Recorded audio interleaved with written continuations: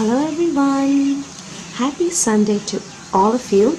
Today I want to share with you how to do Kumihimo braid. Now this is really a very fun way to make braids, make your own braids. I didn't have a Kumihimo, so I didn't make a video. Now I have both in square and round shapes, so I want to share with you how to do a Kumihimo braid. I'll show you a quick sample of the braid.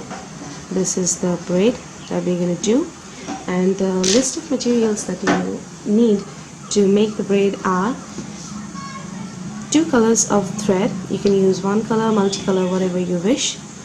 I'm using 2 colors of thread. This is an artificial yarn that is size 1.2 millimeter wide.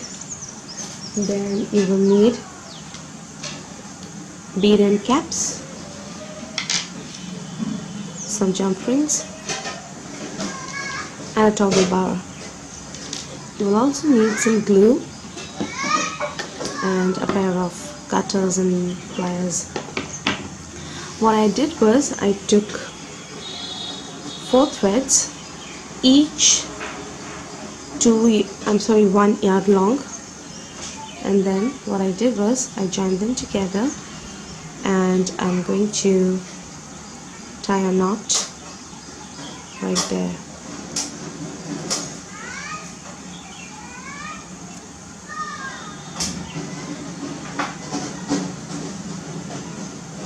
It doesn't matter how your knot is, you're actually going to cut that off.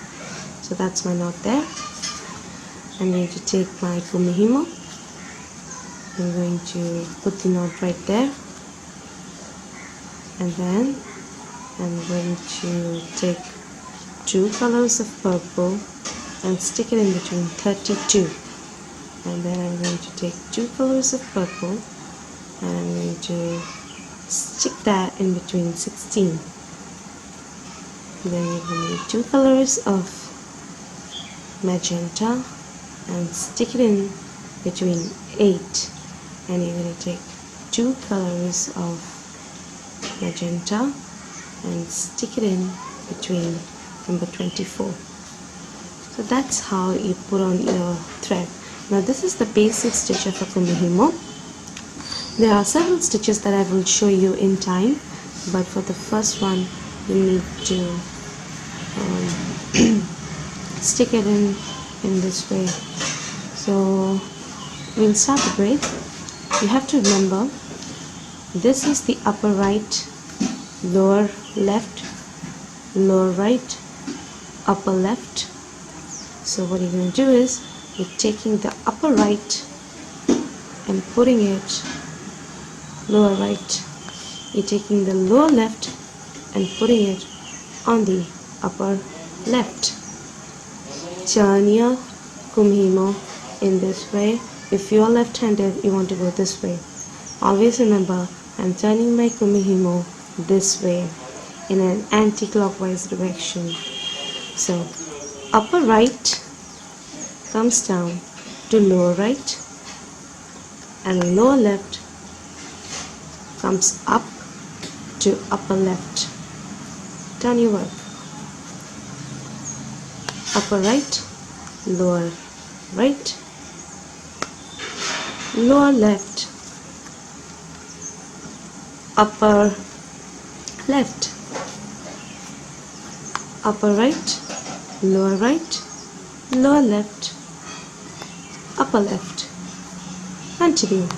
Upper right, lower left, upper left. Just continue to do the same thing. Upper right, lower left, upper left.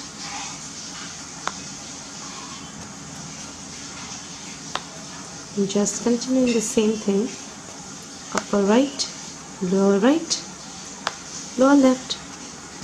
upper left. Just continue to do that.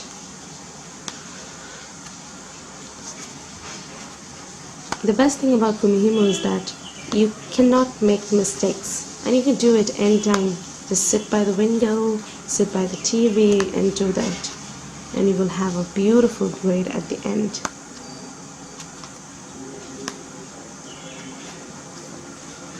Upper right, lower right, lower left, upper left, upper right, lower right, lower left, upper left. And when you will see, you can start your braid starting over here. See how pretty that looks. So that's the stitch that I wanted to share with you. I'm going to show it one more time. Upper right goes to lower right, lower left comes to upper left, upper right comes to lower right, and lower left comes to upper left. Again, upper right, lower left, upper left. Sorry, that's a confusion there. And you can see your braid starting over here. Now the best thing about Kumihimo, one more best thing about Kumihimo is that you don't make mistakes. I mean, the braid comes out really perfect. Now I want to show you how to add in your bead caps. This side I have actually already put it there, and I have also added a finding embellishment for my bracelet, and I have added my toggle onto this side. And on the other side, what I did was I did not open up my knot. You want to leave your knot right there until you start off, you have completed your bracelet. Now you're going to open up your braid. The reason I did not open it was because if you open up your braid early, your braid might come out. So that's the only reason why I did not do that. Now with my cutters, I want to open up my work a little bit, and I want to cut it off.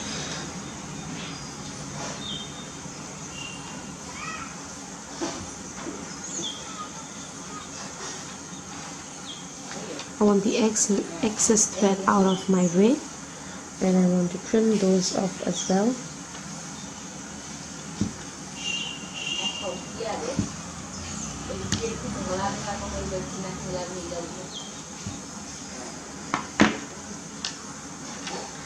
You actually want to get rid of all those extra thread out of your braid.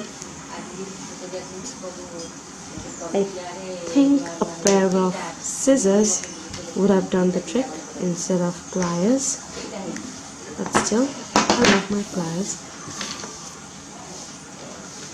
There you go. I want to keep it in position. If you want, you can burn these parts, but as for me, I want to burn it. You're going to take in your bead cap. I have attached my toggle bar in here.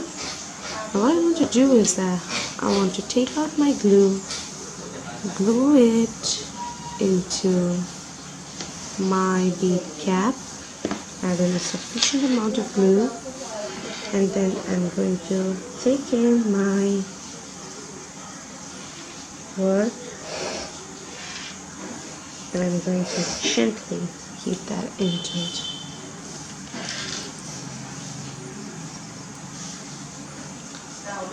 You want to leave it for some time before the glue actually dries down.